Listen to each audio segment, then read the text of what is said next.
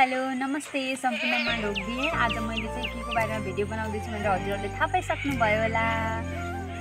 आज मेरो करेसाबारीमा काँक्राहरूमा धेरै रोग पनि लागिसकेको रहेछ। मेरो काँक्रा फलेर यत्रो भयो, तर किरा लाग्दै किराले सुरले यस्तै खोप्दै तर कुहिँदै कस्तो बिग्रेछ म तपाईहरुलाई अगाडि देखाउने छु। त्यसको लागि अचूक उपाय हामीले समाधानका लागि यो लिएका छौं। यसको नाम चाहिँ येल्लो ट्र्याप हो। त्यो नर्मल वाला हुन्छ नि अर्को, त्यो भन्दा पनि यो राम्रो हो। यसमा चाहिँ उसको पोथी किराको चाहिँ स्मेल हुन्छ। यसमा त्यो पोथी किराको स्मेल सुँगेर चाहिँ भाले किरा आएर यसमा फस्छ, जुन यसभित्र चाहिँ गम हुन्छ। अहिले तपाईहरुलाई म देखाउने छु, त्यो किरा पनि देखाउने छु। त्यो किराले चाहिँ मेरो काँक्रा कस्तो ड्यामेज गरेको छ तपाईहरुलाई देखाउँछु। यदि हजुरहरुको पनि काँक्राहरुमा यस्तो समस्या देखेको छ भने यो ल्याउन सक्नुहुन्छ। धेरै महँगो छैन, महँगोमा 100 रुपैयाँ पर्ला, तर 60 रुपैयाँमा ल्याएको हामीले यो होलसेलबाट। काँक्रा टिपेर देखाउँछु कस्तो देखा भनेर। मेरो काँक्रा फल्न त फलेछ, यहाँ बोट पनि राम्रै देखा, तर यहाँ किराले कस्तो गरेछ हेर्न सक्नुहुन्छ तपाईँ। यहाँ छ नि त यो यहाँमा यो खोपे जस्तो गरेछ, मौरीले खोपे जस्तो। यहाँमा आफू बाहिरबाट हेर्दाखेरि काँक्रा राम्रै छ, तर त्यो किराको एउटा मच्छरको जस्तो हुन्छ नि अगाडिपट्टि सुर, त्यस्तै तिखो हुन्छ।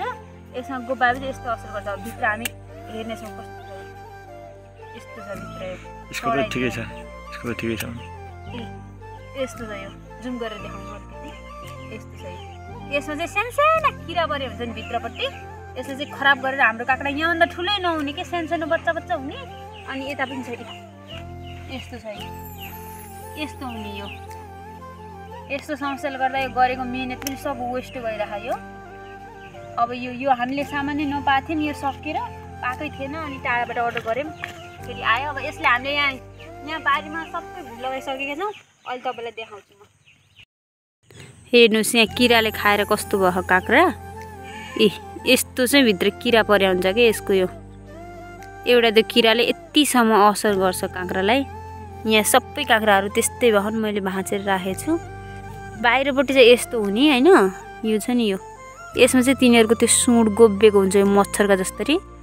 यो गोब्बेपछि बाहिर चाहिँ राम्रै छ नि त काँक्रा, तर भित्र भाँच्दाखेरि चाहिँ यस्तो किरा परेको हुने क्या। यो यस्तो चाहिँ हुन्छ।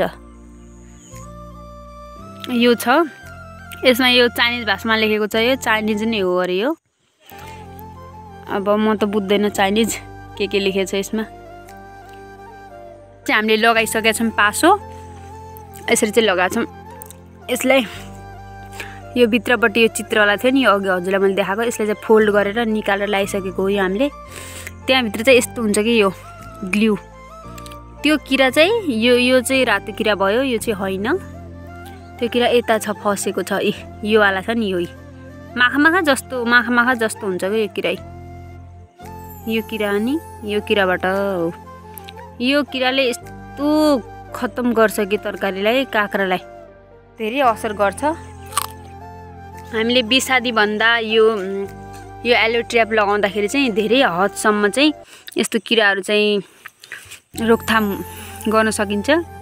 यो स्वास्थ्यको लागि पनि राम्रो हुन्छ। बिसादी तरकारीहरू पनि खानु हुँदैन।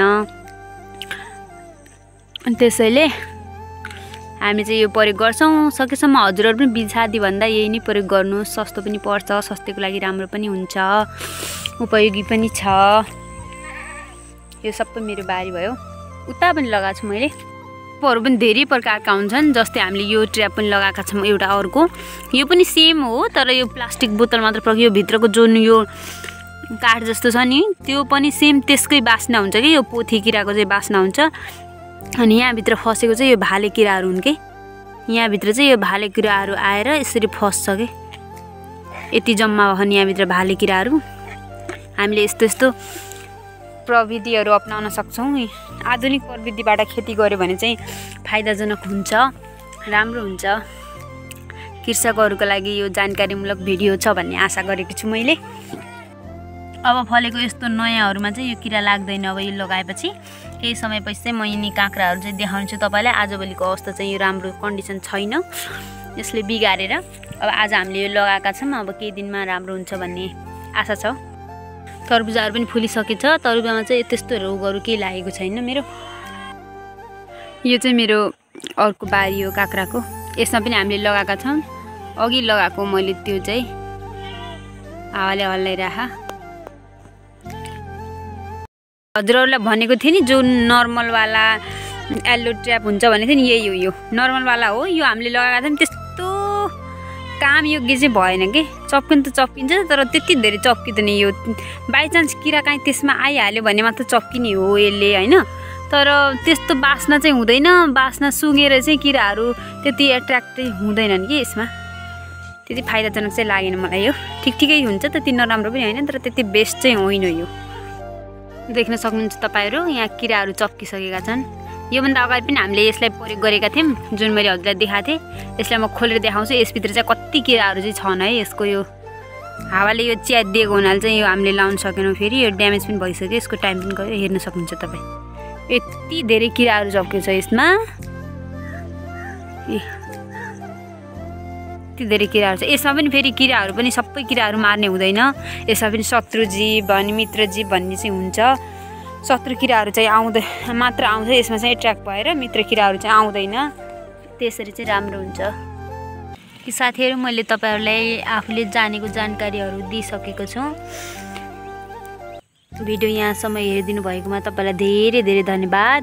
आशा छ मलाई माया, साथ, सपोर्ट अनि हौसला, प्रेरणा दिनुहुनेछ भनेर। मन परेपछि अथवा यो मेरो भिडियो चाहिँ जानकारीमूलक लागेपछि चाहिँ तपाईँले एउटा लाइक, कमेन्ट अनि मेरो भिडियोलाई चाहिँ सब्सक्राइब पनि गर्न नबिर्सनु होला। धेरै धेरै धन्यवाद सम्पूर्ण साथीहरूलाई। यस्तो भिडियोहरू म फेरि पनि लिएर आउनेछु। यदि हजुरलाई मनपर्छ भनेपछि कमेन्ट गर्न सक्नुहुन्छ।